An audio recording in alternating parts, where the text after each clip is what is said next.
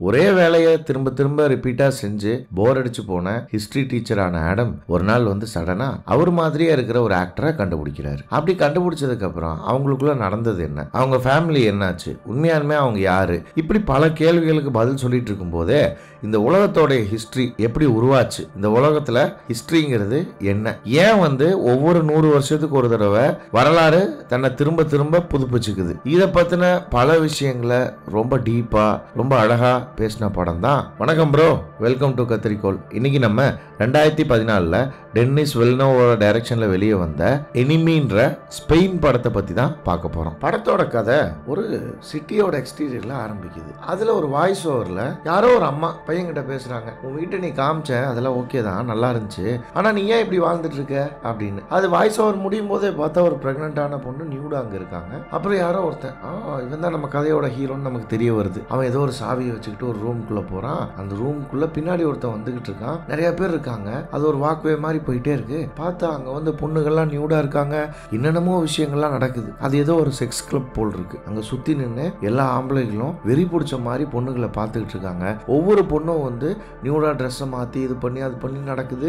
என்னன்னு நமக்கு ஒண்ணுமே புரியல இது வரைக்கும். அப்புறம் பார்த்தா ஒரு பிளேட்ல எட்டுக்கால் பூச்சியை கொண்டு வந்து வைக்கிறாங்க. அந்த எட்டுக்கால் பூச்சியை அந்த பொண்ணு ஷூ போட்டு வச்சு நசுக்கிறா. பார்த்தா அங்கிருந்து கட் ஆயிருது. நம்ம வந்தான் இல்லையா ஃபர்ஸ்ட் சீன்ல, அதே ஆளு இப்போ ஒரு காலேஜுக்கு போய் இந்த உலகத்தோட ஹிஸ்டரி எப்படி திரும்ப திரும்ப ஒரே மாதிரி நடந்துகிட்டு இருக்கு, என்ன மாதிரி நம்மளுடைய ஹியூமன் சிவிலைசேஷன் எவால்வ் ஆயிருக்கு அப்படிங்கிற விஷயத்தையெல்லாம் கிளாஸ் எடுத்துக்கிட்டு இருக்கான். ஏன்னா இந்த உலகத்துல கண்ட்ரோல் மட்டும்தான் எல்லா ஆட்சியாளர்களுக்கும் தேவைப்படுது. அந்த கண்ட்ரோல் கிடைக்கிறதுக்காக அவங்க என்ன பண்ணுவாங்கன்னா நமக்கு கிடைக்க வேண்டிய கல்வி அறிவை கம்மியாக்குவாங்க, நமக்கு கிடைக்க வேண்டிய உரிமைகளை பறிப்பாங்க. யாராவது ஒரு ஆர்டிஸ்ட் உண்மையை சொல்லணும்னு வந்தா, எக்ஸ்பிரஸ் பண்ணணும்னு வந்தா அதை சென்சார் பண்ணுவாங்க. என்டர்டெயின்மெண்ட்ன்ற பேர்ல குப்பையான விஷயங்களை கொடுத்து நம்மளை மழுங்கடிப்பாங்க. இதெல்லாம் தான் ஆட்சியாளர்கள் நம்மளை கண்ட்ரோல்ல வச்சுக்கிறதுக்காக செய்யக்கூடிய விஷயங்கள் அப்படின்னு சொல்லி அவன் கிளாஸ் எடுத்துக்கிட்டு இருப்பான். இந்த வாய்ஸ் ஓவர் போக போகவே அவன் வீட்டுக்கு வந்திருப்பான். அவனுக்கு ஒரு ஒய்ஃப் இருப்பா.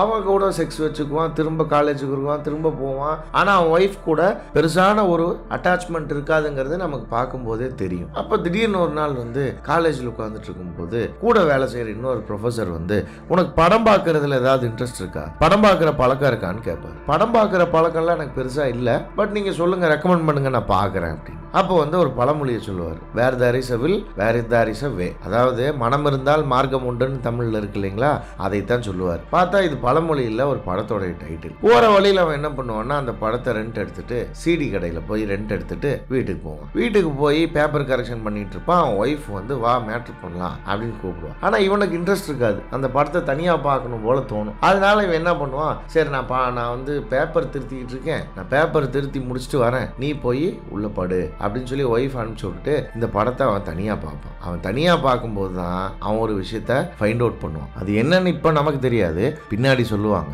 அதுக்கடையில் என்ன ஆகும்னா படத்தை பார்த்து முடிச்சுட்டு பேப்பர் கரெக்ஷன் பண்ண மாதிரியே போய் ஒய்ஃப் கூட செக்ஸ் வச்சுக்க போவான். செக்ஸ் வச்சுக்க திடீர்னு மேரி அவனை ஸ்டாப் பண்ண சொல்லிடுவான். என்னடா ஸ்டாப் பண்ண சொல்றான்னு பார்த்தா, நான் வீட்டுக்கு போறேன், நான் அப்புறமா கூப்பிடுறேன்னு போயிடுவா.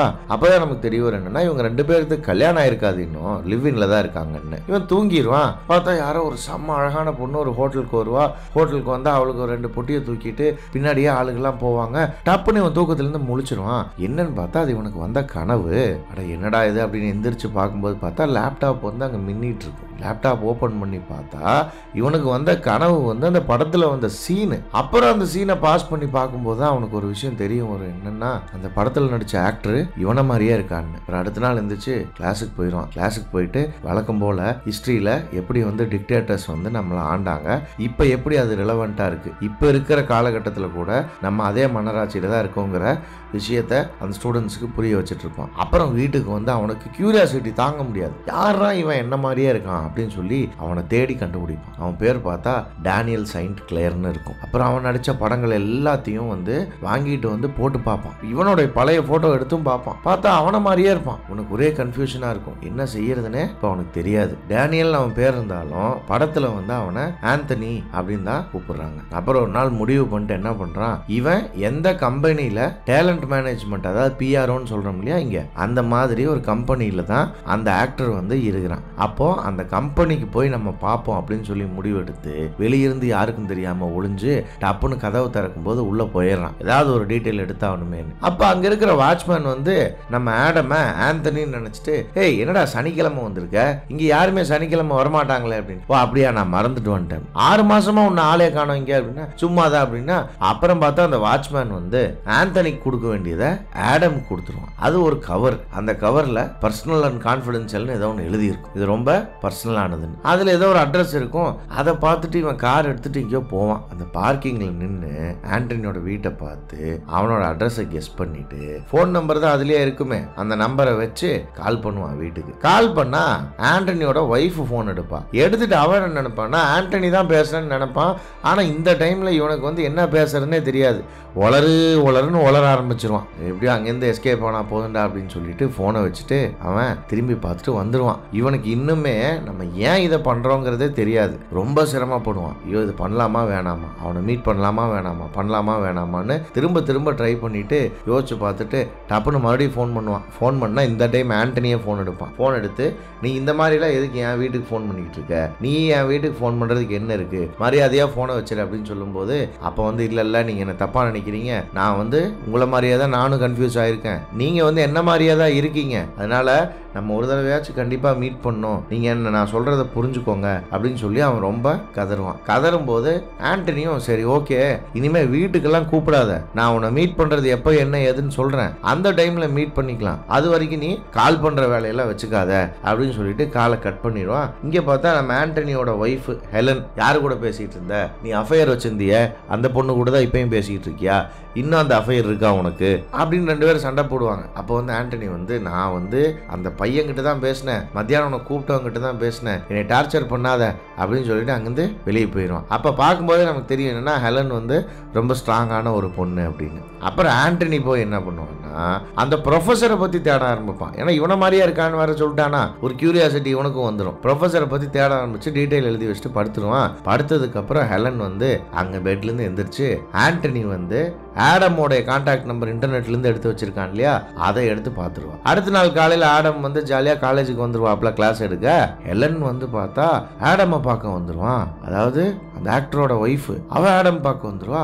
அந்த டைம்ல ஆந்தனி வந்து ஆடமுக்கு ஃபோன் பண்ணி, இந்த மாதிரி இந்த ஹோட்டல்ல இந்த டைம்ல சண்டே வந்து நான் உன்னை மீட் பண்றேன் அப்படின்னு சொல்லிட்டு வச்சிருவான். இந்த போன் பேசணும்னு ஆடமுக்கு வந்து ஒரு மாதிரி ஆயிரும், என்னடா இது அப்படின்னு. ஏன்னா இவனை மாதிரியே இருக்கிற ஒரு ஆளை மீட் பண்ண போறோம் இல்லையா, அந்த சந்தோஷம் எக்ஸைட்மெண்ட் எல்லாமே வந்துரும். வந்து வெளியே உட்காருவான். பார்த்தா அந்த இடத்துல கரெக்டா ஹெலனும் உட்கார்ந்துருப்பா. ஆனா நம்ம ஆடமுக்கு தெரியாது ஹெலன் வந்து ஆண்டனியோட ஒய்ஃப்னு. அது தெரியாமையே அவங்க பேசிக்கிட்டு இருப்பாங்க. ஒரு 3வது மனுஷன் மாதிரி ஆடம் வந்து ஹெலன் கிட்ட, எத்தனை மாசம் ஆச்சு, 6 மாசம் ஆச்சா, உடம்பு நல்லா பாத்துக்குங்க அப்படி இப்படின்னு சொல்லிட்டு போயிடுவான். போகும்போது செக் பண்றதுக்காக மறுபடியும் ஹெலன் வந்து ஆண்டனிக்கு ஃபோன் பண்ணுவான். ஆனா ஆண்டனி தான் இங்க இல்லையே, இங்க இருக்கிறது ஆடம் ஆச்சு. வேற யாரோ ஃபோன் எடுப்பாங்க. ஃபோன் எடுத்தோன்னா எங்கடா இருக்கு அப்படின்னா அப்புறம் வச்சுட்டா வீட்டுக்கு வந்துருவான். வீட்டுக்கு வந்தா இது நடந்ததெல்லாம் எதுவுமே தெரியாத மாதிரி ஆண்டனி வந்து பேசிக்கிட்டு இருப்பான். ஏன்னா உண்மையாலுமே ஆண்டனிக்கு ஹெலன் போனது தெரியாது. அப்ப ஹெலன் வந்து உண்மையை சொல்லிடுவான். இந்த மாதிரி நான் அவனை பார்க்க போனேன்னு. ஏன் பார்க்க போனேன், உண்மையை சொல்லு, அவன் யாருன்னு உனக்கு தெரியுமா இல்லையா அப்படின்னு சொல்லி டார்ச்சர் பண்ணுவா ஆண்டனி. எனக்கு தெரியாதும்பா. பார்த்தா ஏதோ ஒரு பொண்ணு நியூடா மண்டையில ஏதோ ஒரு மாதிரிலாம் வச்சுக்கிட்டு தலைகீழா நடந்து வந்துட்டு இருக்கும். அப்ப 2 பேருமே தூக்கத்துல இருந்து எந்திரிச்சிருவாங்க. ஆடமும் ஆண்டனி 2 பேருமே தூக்கத்துல இருந்து எந்திரிச்சிருவாங்க.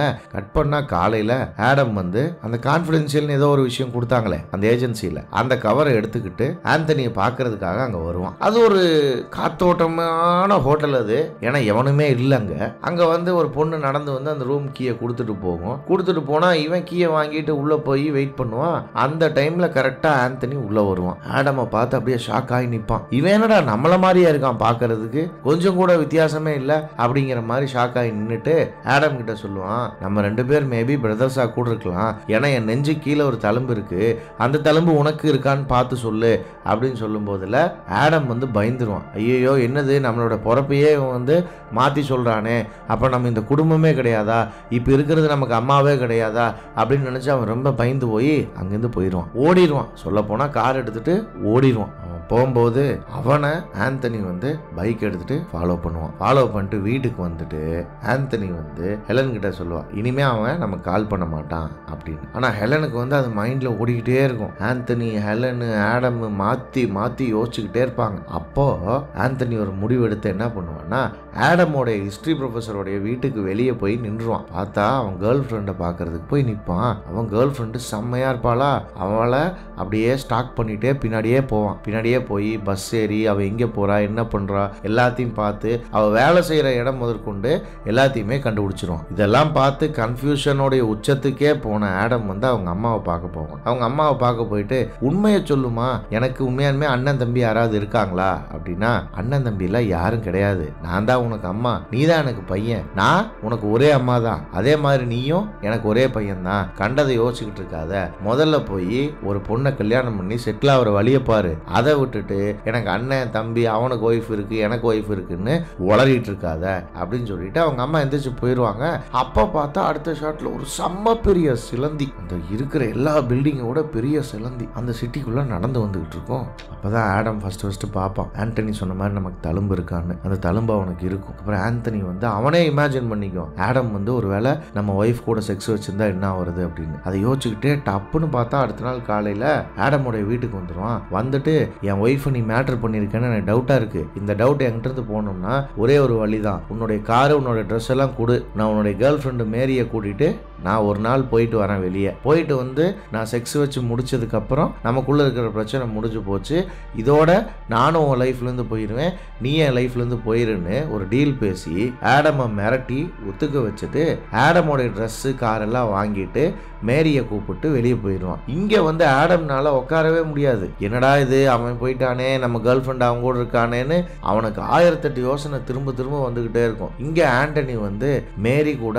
நம்ம மேட்டர் பண்ண போறோங்கிறத நினைச்சு அந்த லஸ்ட்டை நினைச்சு பயங்கர சந்தோஷத்துல இருப்பான். அதுக்கப்புறம் ஆடம் ஒரு முடிவு பண்ணி ஆந்தனியோட ட்ரெஸ் எடுத்து போட்டுட்டு ஆந்தனியோட வீட்டுக்கே போயிடும். வீட்டுக்கு போயிட்டு போன் எடுத்து நிற்கும் போது அவங்ககிட்ட சாவி இருக்காது, அது பெரிய பணக்காரங்க இருக்கிற அபார்ட்மெண்ட், அந்த லாக் ஓபன் பண்ணாதான் அந்த அபார்ட்மெண்ட்டுக்குள்ளேயே போக முடியும். அப்புறம் அந்த லாக் ஓபன் பண்ணுவாங்க. லாக் ஓபன் பண்ணி ஆடம உள்ள கூட்டிட்டு போவான், ஆந்தனியோட ஃப்ரெண்டு. ஏன்னா அவனுக்கும் தெரியாது இது ஆடம்னு, அவன் ஆந்தனி நினைச்சு உள்ள கூட்டிட்டு போவான். உள்ள கூட்டிட்டு போயிட்டு அவங்க சீக்ரெட் செக்ஸ் கிளப்பை பத்தி சொல்லுவான். இந்த மாதிரி அந்த சாவி இப்ப என்கிட்டே இருக்கு, ஆனா என்ன உள்ள விட மாட்டேன்றாங்க, நான் எந்த தப்புமே செய்யல, நீ ரெக்கமெண்ட் பண்ணி என்ன உள்ள கூட்டிட்டு போ அப்படின்னு சொல்லி ஆந்தனின்னு நினைச்சு ஆடம் கிட்ட சொல்லுவான் அவன் ஃப்ரெண்டு. சரி ஓகேன்னு சொல்லிட்டு கதவை திறந்து விட்டுருவான். இவனும் உள்ள போயிடுவான். உள்ள போனா உள்ள போய் திங்ஸ் எல்லாத்தையும் பார்ப்பான். அப்பதான் ஆடமுக்கு தெரியும் ஆந்தனி வந்து எவ்வளவு வசதியா வாழ்ந்துகிட்டு இருக்கான் அப்படின்னு. அப்புறம் எடுத்து சட்டை ஃபேண்டை போட்டு டக்கின் பண்ணிட்டு, ஏன்னா இப்ப வந்து இவன் ஆந்தனியா மாறணும், அப்பதான் ஆந்தனியோட ஒய்ஃபை இவன் மேட்டர் பண்ண முடியும். அதுக்காக அவன் ட்ரெஸ் எல்லாம் எடுத்து போட்டுட்டு